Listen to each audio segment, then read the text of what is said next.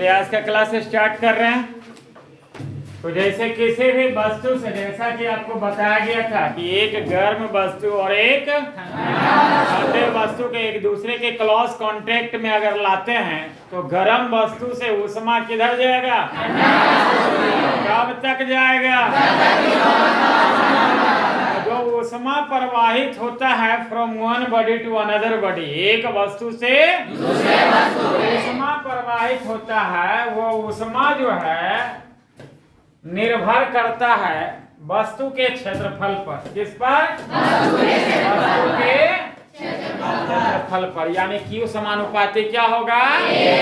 A होगा। दूसरा समय का समानुपाती, कितना देर तक आप उसको ठंडा कर रहे हैं या कितना देर तक उसको आप गर्म कर रहे हैं। और तीसरा किसका? ताप प्रवणता का, डेल्टा T बटे कल बताया गया था ताप प्रवणता, कल बताए थे ना।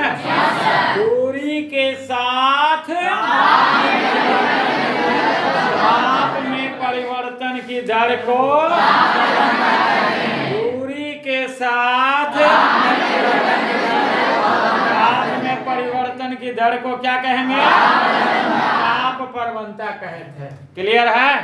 तो एक वस्तु से दूसरा वस्तु में जो ऊष्मा प्रवाहित होगा क्षेत्रफल का समानुपाती। आप एक गिलास पानी जो है गर्म का पहिया चाहिए ले लीजिए, एक कप कप्पा में रहने दीजिए, वही कप्पा वाला चाहिए आप कटोरवा में रख लीजिए, तो कटोरवा वाला जल्दी ठंडाएगा कि कप्पा वाला? है कि उसका क्षेत्रफल क्या है? कप के तुलना में ज्यादा है, तो ज्यादा क्षेत्रफल तो ज्यादा ऊष्मा जाएगा। दूसरा है समय का, आप एक सेकेंड मैंने 5 मिनट तक एगो चीज को ठंडा कीजिए, चाहे गर्म कीजिए, और एगो को 1 घंटा तक गर्म कीजिए चाहे ठंडा कीजिए, अंतर आएगा कि नहीं आएगा? जितना ज्यादा समय उतना ज्यादा ऊष्मा प्रवाहित होगा एक वस्तु से दूसरा वस्तु में। तीसरा किसका समानुपाती? यानी एक वस्तु से जो दूसरा वस्तु में ऊष्मा जा रहा है क्षेत्रफल के, दूसरा समय के, तीसरा ताप प्रवणता के समानुपाती होता है। जब सबको मिला दीजिएगा तो एक डेल्टा T बटे डेल्टा X इनटू क्या होगा? और जब समानुपाती चिन्ह हटाएंगे, समानुपाती चिन्ह हटाएंगे तो एक लेंगे के A delta T by X into T। यहाँ के क्या है? एक। यहाँ के इसी को कहते हैं ऊष्मा चालकता गुणांक। क्या कहते हैं? के जो है एक नियतांक है और इसी नियतांक को कहेंगे क्या? ऊष्मा चालकता गुणांक। क्या कहेंगे? तो एक वस्तु से दूसरा वस्तु में जो ऊष्मा प्रवाहित हो रहा है क्षेत्रफल के, समय के, ताप प्रवणता के, जब सबको मिला दिए एक साथ, देखिए लिखा हुआ है समानुपाती चिन्ह हटाएंगे तो एक। तो क्या चीज से सूचित किए? ये क्या है? उसी नियतांक को क्या कहेंगे? वो दिक्कत उसको लिखिएगा, थोड़ा सा हेडिंग दीजिएगा, ऊष्मा चालकता गुणांक, कोएफिशिएंट ऑफ थर्मल कंडक्टिविटी। तो जो बर्तन लिए हैं रे बउआ, जो बर्तन लिए हैं उसका क्षेत्रफल कितना? 1 मीटर स्क्वायर। जो बर्तन लिए हैं उसका क्षेत्रफल 1 मीटर स्क्वायर। यानी जिस वस्तु से ऊष्मा स्थानांतरित हो रही है, जिस वस्तु से ऊष्मा उसका क्षेत्रफल और उसका ताप प्रवणता भी एक। ताप प्रवणता भी 1 सेकेंड में, समय भी कितना सेकेंड? 1 सेकेंड में जितना ऊष्मा प्रवाहित होगा उसी को क्या कहेंगे? ऊष्मा चालकता। इसी को आप लिख सकते थे, इसी को आप लिख सकते थे K बराबर Q बटे A delta t by delta x into t लिख सकते थे? अरे लिख सकते थे कि नहीं? के बराबर क्यू है ना रे, ये कट करके इधर नीचे पेस्ट कर देंगे। तो यहाँ पर पेस्ट कर देंगे तो जो पृष्ठ है उसका क्षेत्रफल 1 मीटर स्क्वायर, ताप प्रवणता भी 1 होगा। तो 1 सेकेंड में जितना उष्मा प्रवाहित होगा, 1 सेकेंड में जितना उष्मा प्रवाहित होगा उसी को क्या कहेंगे? दिक्कत ये पहले लिख लीजिए, के बराबर क्यू बटे A delta t by delta x into t. इसको उतारिएगा, उसके बाद इसको लिखा रहे उष्मा चालकता गुणांक। क्लियर है? एकांक क्षेत्रफल, कितना क्षेत्रफल? ताप प्रवणता भी एकांक है। ताप प्रवणता जो दोनों पृष्ठ है, एक से उष्मा जाएगा, दूसरा उष्मा, दोनों पृष्ठ का ताप प्रवणता कितना है? और कितना समय में? 1 सेकेंड में स्थानांतरित जो उष्मा की मात्रा होगी, जितना उष्मा प्रवाहित उसी उष्मा की मात्रा को क्या कहेंगे? दिक्कत अगर पूछ देगा कि उष्मा चालकता के आधार पर पदार्थ के प्रकार के, तब मुख्य रूप से कुछ ऐसा वस्तु होता है जिससे उष्मा एकदम बहुत तेजी से जाएगा। जैसे लोहा आप गर्म कर दीजिए, वो है तड़िया, देखिए नहीं, उष्मा एक जगह से दूसरा जगह बहुत उस तरह के पदार्थ को कहेंगे क्या? इंग्लिश में अच्छा ठीक है, कंडक्टर। कोई दिक्कत? दूसरा कुछ ऐसा पदार्थ है जिससे उष्मा धीरे धीरे प्रवाहित होगा। उष्मा एक जगह से दूसरा जगह प्रवाहित होगा, लेकिन धीरे धीरे होगा। उसको कहेंगे कुचालक। क्या कहेंगे? कुचालक, नॉन कंडक्टर। क्या कहेंगे? हाँ, कुछ ऐसा पदार्थ है जिससे उष्मा जैबे नहीं करेगा, एक जगह से दूसरा जगह उष्मा प्रवाहित नहीं, उसको कहेंगे उष्मारोधी। क्या कहेंगे? पदार्थ के प्रकार के, इंसुलेटर इंग्लिश में। तो चालक, कुचालक और उष्मा चालकता के आधार पर पदार्थ के प्रकार के चालक का उष्मा चालकता गुणांक का मान सबसे ज्यादा, चालक का उष्मा चालकता गुणांक का मान सबसे कम, 0 उष्मारोधी का। क्लियर है? पूछेगा उष्मा चालकता गुणांक का मान सबसे ज्यादा इसमें किसका? 0 किसका? चालक से कम किसका? उष्मा बहुत तेजी से प्रवाहित किसमें होगा? उससे धीरे धीरे प्रवाहित, उष्मा प्रवाहित इसमें नहीं होगा, उसको क्या कहेंगे? पूछेगा चालकता के आधार पर पदार्थ कितना कौन कौन? चलिए लिखिएगा तीनों को। तो चालकता के आधार पर कितना प्रकार के कौन कौन? चालक, कुचालक और चालक का उष्मा चालकता गुणांक सबसे कम, उष्मारोधी का 0। क्लियर है? उष्मा प्रवाह बहुत तेजी से किसमें होगा? धीरे धीरे किसमें होगा? उष्मा का प्रवाह नहीं होगा। इसका उदाहरण धातु। चालक में हो गया धातु, चाहे लोहा हो, सोना हो, चांदी, एल्युमिनियम, जो भी हो, सब धातु आ गया इसमें। वायु वगैरह इसमें कुछ अलग। जैसे इसका उदाहरण में मान लिया जाए, आपका पूछ देगा, ए बाबू वो कुछ पूछ सकता है, लखीसराय तेरी बारह निकलिएगा, कहेगा कि रे बउआ एगो लोहा लीजिए, एगो लकड़ी लीजिए। ठंडी के दिन है, अभी तो ठंडी में चल रहा है जी। एगो लोहा एगो लकड़ी हाथा में पकड़िए तो कौन ज्यादा ठंडा लगता है? लोहा। काहे भाई? काहे कि लोहा उष्मा का अच्छा चालक है, उसका चालकता गुणांक का मान सबसे ज्यादा, तो ये तुरंत उष्मा को ग्रहण कर लेगा। हमारे हीट जो हाथ में जो हीट है, बॉडी का जो हीट है, बॉडी का जो उष्मा है, जैसे हाथ में पकड़े लोहा को, तो हाथ वाला जो गर्मियां है वो लोहा क्या करेगा? आसानी से खींच लेगा। काहे कि चालक, चालक में अभी तुरंत बताए थे उष्मा का प्रवाह बहुत तेजी से, तो तुरंत जैसी हाथा में लिए, हाथा वाला जो गर्मियां है उष्मा को क्या किया? लोहा। तो हाथा का वाला उष्मा चल गया, तो हाथा में उष्मा नहीं ना बचा जी, तो नहीं लगेगा कन कन, ठंडा लगेगा। लेकिन लकड़ी जब लेंगे हाथ में, तो लकड़ी तो कुचालक, उससे तो उष्मा इसमें जाएगा नहीं, और नहीं जाएगा तो जैसन बेचारा है। इसीलिए लकड़ी के अपेक्षा लोहा ज्यादा ठंडा महसूस होता है। कोई दिक्कत?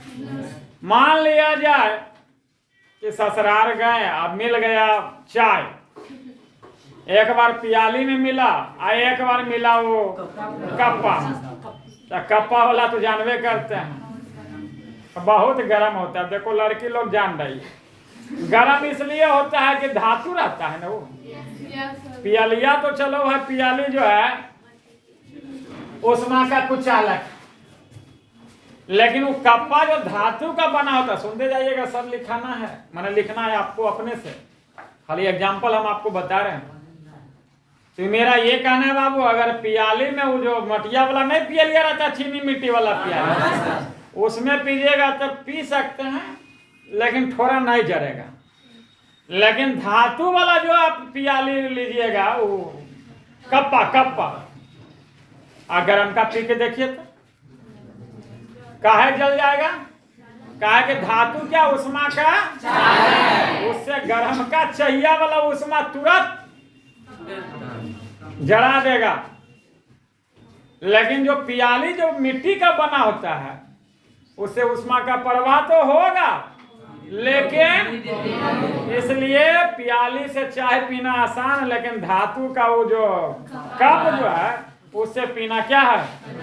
कठिन है। अरे कोई दिक्कत तो है? मान लिया जाए ससुराल से मिला नया रजाई, वो ठीक होता है, लेकिन पुराना रजाई क्या है? दिक्कत होता है। काहे कि नया रजाई में वो रोइबा रहता फुलकल, नहीं देखते धुनता है, वो धुनता है।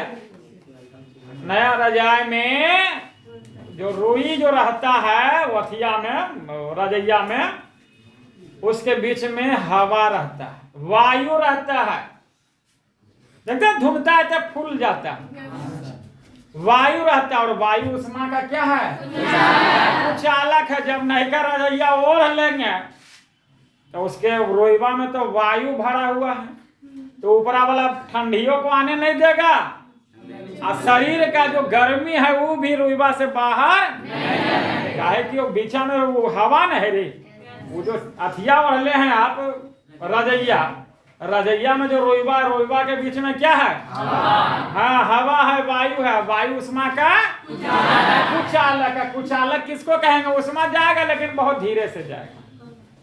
कुचालक किसको कहते हैं? जिससे उष्मा का प्रवाह बहुत धीरे से होता है।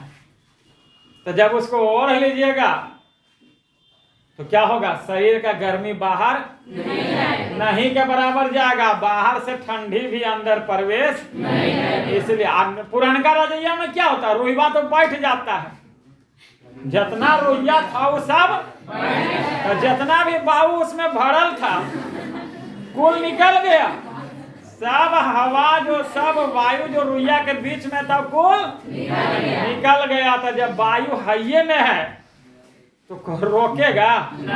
बाहर के ठंडियों को आओ बेटा आओ, अब बाहर शरीर का गर्मियों को जो बेटा जो, जिसके कारण मेरी बात क्लियर है? के वो उदाहरण अभी हुआ? 3 गो हुआ नहीं? पहला लोहवा लकड़िया वाला बताएं, दूसरा बताएं क्या, तीसरा रजैया।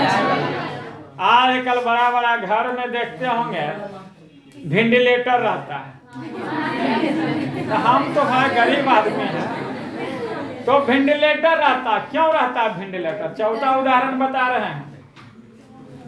एक्चुअली घर में खाना बनता है, तरह तरह के आदमी अगल पागल सब आता है, तो घर में क्या है कि दूषित और गर्म वायु जरूर रहेगा, और गर्म चीज हल्का होता है, जैसा कि आपको लास्ट क्लास में भी बताए थे। तो घर में जो भी खाना बन रहा है, गैस जल रहा है, तो कार्बन डाइऑक्साइड निकलेगा रे, सांस छोड़ेंगे तो कार्बन डाइऑक्साइड निकलेगा ना रे। तो घर में जो गर्म और दूषित वायु है वो तो हल्का है, हल्का है तो ऊपर उठेगा, ऊपर उठेगा तो उसको बाहर निकलने के लिए जगह चाहिए कि नहीं चाहिए? निकल जाएगा वेंटिलेटर के द्वारा। अब हवा तो गर्म का निकल गया, ठंड का हवा आना चाहिए, तो आने के लिए खिड़की लगाते हैं, आने के लिए खिड़की लगा देते हैं कि ठंडा हवा अंदर आवे, और जैसी वो गर्म हो गए ऊपर उठ के वो आप देखते होंगे जिसके यहाँ खिड़की या वेंटिलेटर नहीं रहता, वो 1 घंटा बैठिएगा तो वो समझ में आ जाएगा, पूरा समझ में आता है ना। कहा है कि वो बेचारा क्या न ठंड का हवा आने के लिए खिड़कियां है, और गर्म का हवा जाने के लिए वेंटिलेटर है। क्लियर है? तो घर में रोशनदार क्यों लगाया जाता है? इसलिए कि गर्म और दूषित वायु जो घर का है वो बाहर निकल जा सके। कोई दिक्कत है?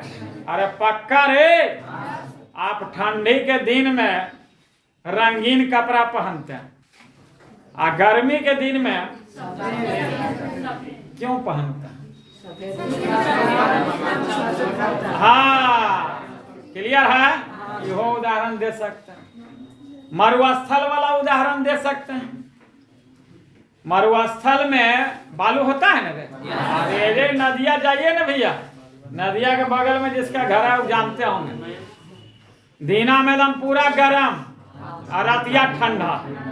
बालू जो होता है उष्मा का अच्छा अवशोषक भी है, उष्मा का अच्छा और अच्छा उत्सर्जक भी है। जितना जल्दी उष्मा वो ग्रहण करता है उतने जल्दी वो उत्सर्जन भी कर देता है।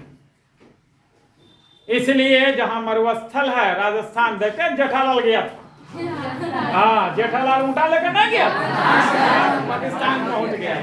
तो हमारा कहना है कि बालू उष्मा का अच्छा उत्सर्जक भी है और अच्छा अवशोषक भी है, अच्छा उत्सर्जक भी और अच्छा बहुत जल्दी गर्म भी बेचारा हो जाएगा, बहुत जल्दी ठंडा भी हो जाएगा। कैसे आप लोग की उम्र में होता होगा, वही बात है बलुआ में, तो बहुत जल्दी गर्म हो जाएगा। दीना में सूर्य भगवान वाला जो उष्मा आएगा उससे तुरंत गर्म हो गया, दीना पूरा गर्म हो गया वायुमंडल, और रतिया को उष्मा को त्याग कर दिया। जब त्याग कर दिया तो उष्मा नहीं है, वायुमंडल क्या है? ठंडा है।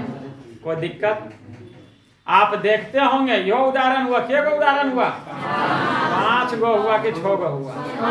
5 गो हुआ। छठा उदाहरण बता रहे का वार बताइए देते हैं।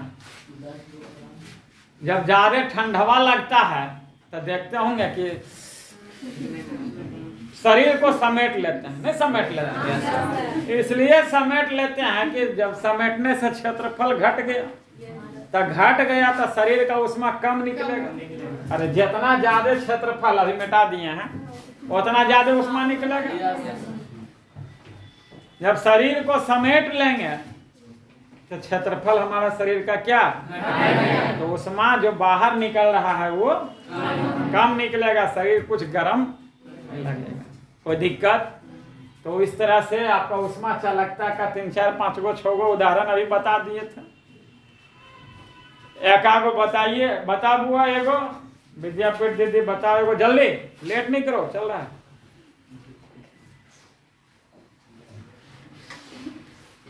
जब नया रजाई रहता है तो उसमें, हाँ, वो रजाई के बीच में जो रुई है उसके बीच में वायु भरी रहती है, जिसके कारण वायु उष्मा का कुचालक। वायु उष्मा का क्या है?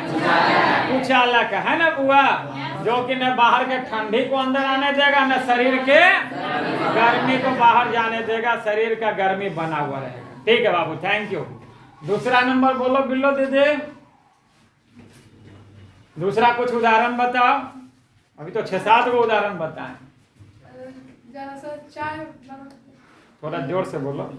धातु के बर्तन में जब हम चाय पीते हैं तो वो ज्यादा गर्म लगता है। गर्म लगता है, कहा कि धातु उष्मा का अच्छा चालक है, उससे उष्मा का प्रवाह हमारे होठ तक बहुत तेजी से हो जाता है, जिसके कारण होठ के जलने की संभावना हो। लेकिन चीनी मिट्टी के में पीते हैं तो उष्मा का प्रवाह धीरे धीरे होता है, इसलिए होठ उतना जलेगा नहीं, उतना दिक्कत नहीं। ठीक है बाबू, बैठ जाओ। तीसरा उदाहरण बताइए भैया, थोड़ा जोर से।